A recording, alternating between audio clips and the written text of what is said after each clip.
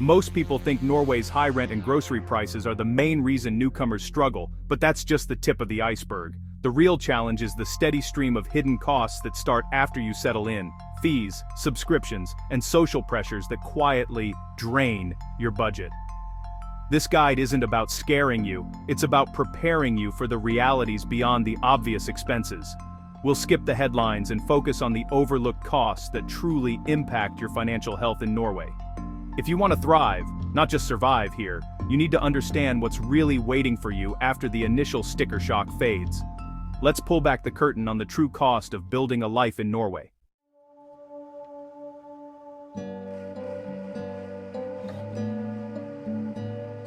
This guide is for realists, people who want the unfiltered truth about living in Norway. If you're planning a long-term move and want to avoid financial surprises, you're in the right place. We'll talk about the gritty details, the hidden costs, the real budgeting challenges, and what it takes to build a sustainable life here. If you want glossy travel vlogs, look elsewhere. If you want to be prepared, keep watching. By the end, you'll know exactly what to expect and how to make your move a success.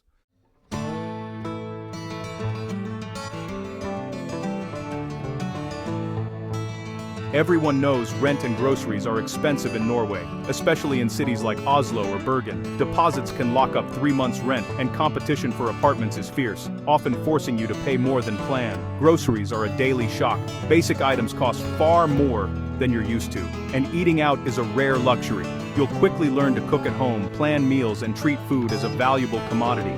The real adjustment isn't just financial, it's psychological, as you adapt to a new way of living and spending. These are the costs everyone expects, but living with them every day is a different story, and they're just the beginning.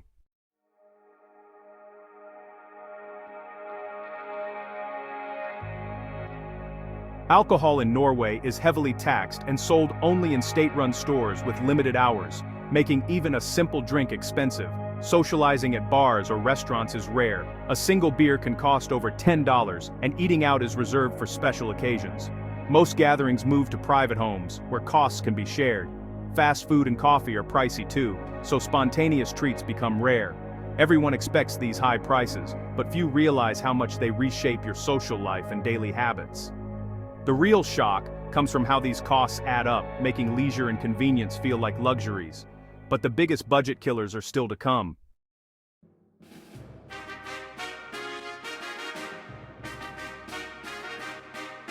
Transportation is the hidden expense that catches most newcomers off guard. Public transport is reliable but costly. A monthly pass can eat up a big chunk of your budget. Owning a car is even pricier. High taxes, insurance, fuel, tolls, and parking fees add up fast. Even short drives rack up tolls, and city parking is almost never free. Whether you use public transit or drive, getting around in Norway is a constant drain on your finances. These aren't one-time costs. They're relentless, month after month. It's not the big purchases that hurt, it's the endless stream of small expenses that quietly erode your savings. Understanding this is key to surviving and thriving in Norway. Moving to Norway comes with hidden costs, fees for paperwork, translations, and permits that add up quickly, especially for families. These are mandatory expenses, not optional, and can be a real financial burden before you even start earning. Delays in paperwork can leave you in limbo, unable to work or rent long-term, while your savings shrink. For many, these hidden costs are a stressful surprise at the start of their new life in Norway. Once you've settled in, the real surprise is the high price of everyday life in Norway. Even basic things like your phone plan or a simple haircut cost much more than you expect. Groceries, coffee, and small purchases all add up, slowly draining your budget. Bank fees and everyday costs chip away at your income from all sides. This is the slow, steady drain that nobody warns you about. Beyond high rent, Norway's hidden housing costs can surprise newcomers. Electricity bills soar in winter, sometimes rivaling groceries. Many rentals come unfurnished, even without light fixtures or wardrobes, so you'll need to buy essentials up front. Home contents insurance is expected, adding another monthly cost. And if you buy, joint debt and common fees can add thousands to your mortgage. Always budget for these extra expenses. In Norway, mandatory fees for services and social participation are everywhere, woven into daily life and hard to avoid. From the NRK license fee, now part of your taxes, to sports club training fees for kids, these costs add up. You'll also be expected to join dugnad, volunteer work, or pay extra if you don't. Many jobs require union memberships with annual fees. For newcomers, these recurring costs can be surprising, but they're a real part of integrating into Norwegian life.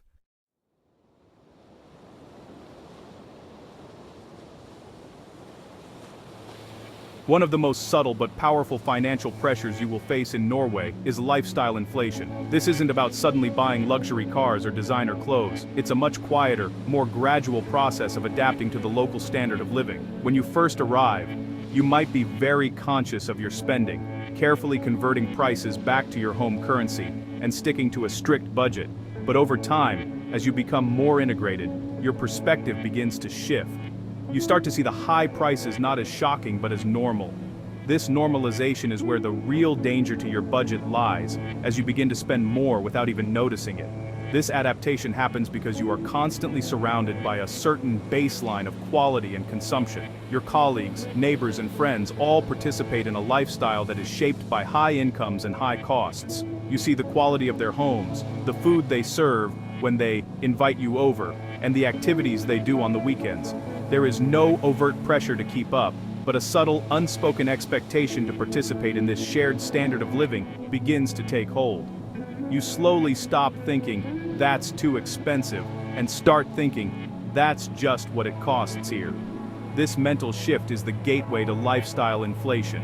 Your spending habits begin to change in small, almost imperceptible ways.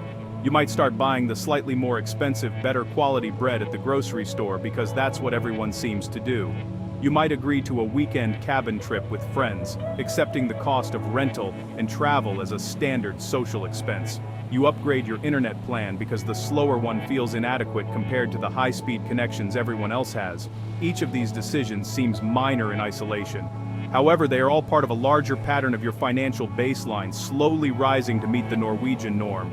This process is insidious because it doesn't feel like an indulgence. It feels like you are simply fitting in and living a normal life.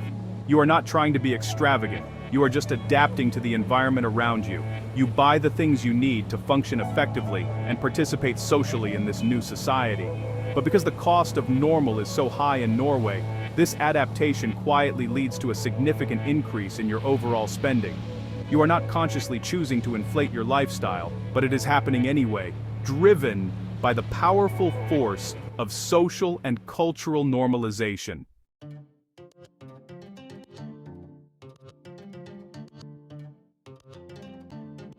A core part of Norwegian culture is friluftsliv, which translates to open-air living. This deep cultural appreciation for the outdoors is, honestly, one of the biggest draws for many people moving to the country. It involves hiking, skiing, camping, and just generally spending a great deal of time in nature, regardless of the season or the weather. Embracing this lifestyle is, without a doubt, one of the best ways to integrate and experience the true beauty of Norway. However, participating in friluftsliv comes with a significant and often underestimated price tag. The culture of being outdoors is really deeply intertwined with a culture of having the right gear. To properly enjoy the Norwegian outdoors, year-round, you need specialized clothing and equipment. This starts with the basics: waterproof jackets and trousers, wool base layers, and sturdy, waterproof hiking boots. These items aren't considered optional, they're absolutely essential for staying safe and comfortable in the country's unpredictable weather. And as you delve deeper, the list just grows. For the winter, you'll need insulated jackets, snow pants, skis, and ski boots. For the summer, you might want a tent, a sleeping bag, and a portable stove for overnight hikes. Quality gear from reputable Scandinavian brands is definitely built to last, but it's also extremely expensive. The social expectation to be properly equipped is subtle, but honestly, it's strong. Showing up for a hike in jeans and trainers isn't just impractical, it's seen as being unprepared and even irresponsible. Your Norwegian friends and colleagues will likely be kitted out in the latest technical gear, and while no one will say anything directly, you will quickly feel the pressure to invest in similar equipment. A simple invitation to go cross-country skiing is not just an invitation for an afternoon activity. It's an invitation that presumes you own several thousand kroner worth of skis, boots, poles, and appropriate clothing. This really turns a free outdoor activity into one that requires a substantial financial investment. This gear culture creates a significant hidden cost for newcomers. You may have budgeted for rent and food, but you probably didn't budget for a complete 4-season outdoor wardrobe for every member of your family. A good quality shell jacket alone can cost hundreds of dollars, and multiplying this across all the necessary items can easily run into thousands. While you can buy secondhand, the demand for quality gear keeps even used prices relatively high. This is a perfect example of Norwegian lifestyle inflation. What seems like a simple, healthy hobby is, in reality, a significant and ongoing expense that is considered a basic part of life here. In Norway, social life often means spending on gifts, dinners, and celebrations. Even simple gatherings come with expectations, like bringing wine or chocolates, which add up quickly. Holidays and traditions, from Christmas to birthdays, mean more gifts and expenses. Weekend trips to cabins and exploring Norway's landscapes are popular, but not cheap. Social spending here isn't optional, it's how you connect and belong.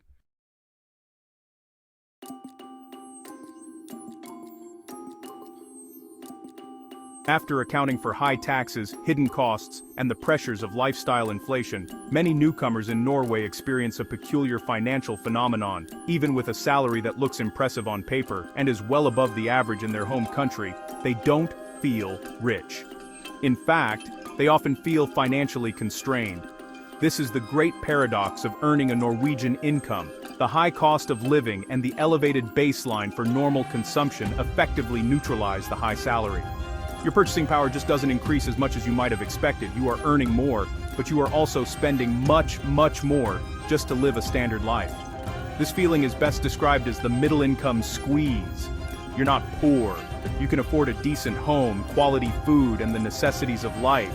You're not struggling to survive in the way one might in a low-income situation.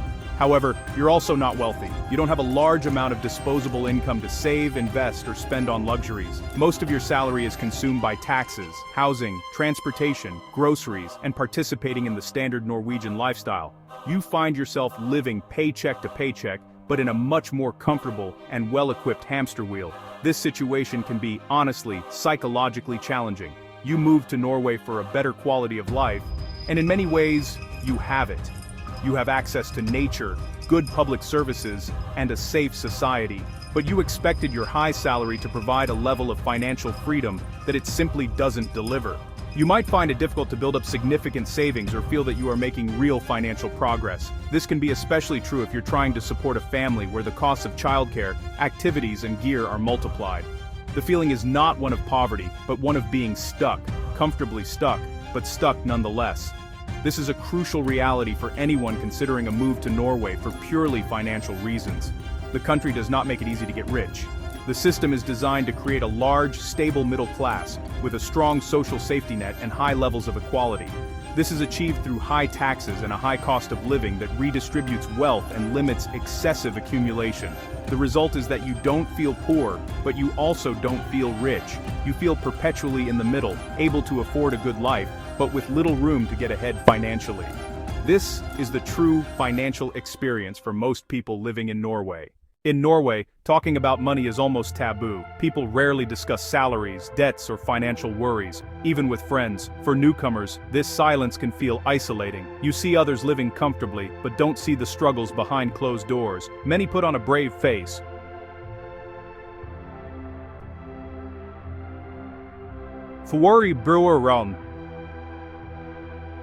We privately, drained by the disconnect between public image and reality.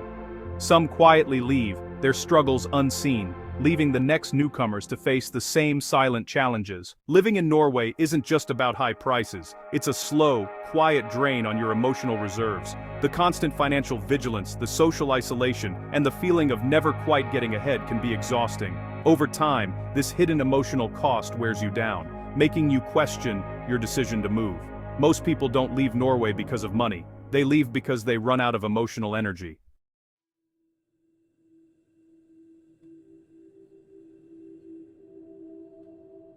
For any person moving to a new country, a strong support system is critical for success and well-being. This network of friends, mentors, and confidants provides emotional support, practical advice, and a sense of belonging. However, building such a network in Norway can be a slow and challenging process. Norwegians are often described as reserved and private.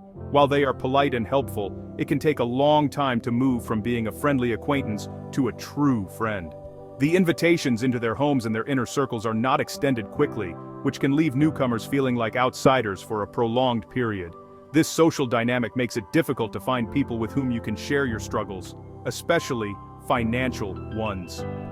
Given the cultural taboo around discussing money, you are unlikely to find a Norwegian colleague or neighbor you can confide in about your budget worries. You need a level of trust and intimacy that can take years to build.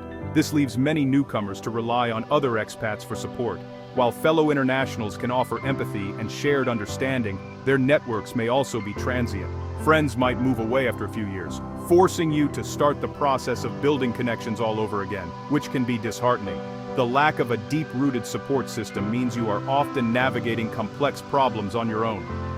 When you face a bureaucratic hurdle, a problem with your landlord, or a financial setback, you don't have a trusted local friend to call for advice. You have to rely on online forums, official websites, and your own trial and error. This not only increases the practical difficulty of solving problems, but also enhances the feeling of isolation. Every challenge feels bigger and more daunting when you feel like you are facing it alone. The absence of a safety net of close friends and family makes you far more vulnerable to the stresses of life abroad. This struggle to build a support network is a key reason why many newcomers quietly fail. Without anyone to lean on, the cumulative weight of financial pressure and emotional strain becomes unbearable. The small problems feel big, and the big problems feel insurmountable. A strong support system acts as a buffer against stress, providing resilience and perspective. Without it, your capacity to cope is significantly reduced. Eventually, the loneliness and the feeling of being perpetually on the outside looking in can become more decisive than any financial calculation. People leave not because they can't afford to stay, but because they lack the human connection that makes a place feel like home. Norway isn't for everyone, but for those who value stability over speed, it's an exceptional place to live. Here people seek predictability, safety, and a solid foundation for life. High taxes are seen as an investment in excellent public services, healthcare, and in education. Success is measured by quality of life, not just wealth. For patient planners, Norway offers peace, security, and time for what matters most. In Norway, those who value outdoor adventure over luxury find true happiness. Here, life is about stepping outside into breathtaking nature, not shopping or fine dining. The landscape is your playground, and Friluftsliv is a joyful invitation to a healthy, active life. Social life revolves around shared outdoor adventures, skiing, kayaking, foraging, often free after the initial gear. For those who cherish these experiences, Norway's high cost is a fair price for a life money can't buy elsewhere. Norway is for those thinking in generations, not just careers. Here, families put down deep roots, valuing stability and community over quick fortunes. The benefits, world-class education, public health care, and generous parental leave, far outweigh the costs for long-term thinkers. They invest in community, join local clubs, and embrace Norwegian culture. Norway rewards patience and commitment, offering a true home for those who value belonging over wealth. Norway's work and social culture isn't for everyone. If you crave rapid career growth or thrive on constant social energy, you may find it challenging here. Work-life balance and flat hierarchies mean promotions are slow and salary increases modest. Social life is more about planned gatherings with close friends than spontaneous nights out. Success here is steady and sustainable, not a meteoric rise. Norway values deep roots, professionally and socially, over speed. Norway is highly organized, with rules, paperwork, and strict procedures everywhere, from opening a bank account to daily routines. If you value flexibility or dislike bureaucracy, you may find the system slow and restrictive. Services aren't available 24/7, and the culture expects you to adapt, not the other way around. For free spirits, Norway's predictability can feel confining. Moving to Norway isn't a bad idea, but it demands a new kind of preparation. The real challenge isn't just high prices, but the slow financial pressure that builds over time. Arrive with more savings than you think you need, and budget higher than expected, Add at least 20–30% as a buffer. Plan for your first 12 months, not just 3. Norway rewards patience, stability, and community, not speed or ambition. If you accept the trade-offs, you'll find what you're looking for.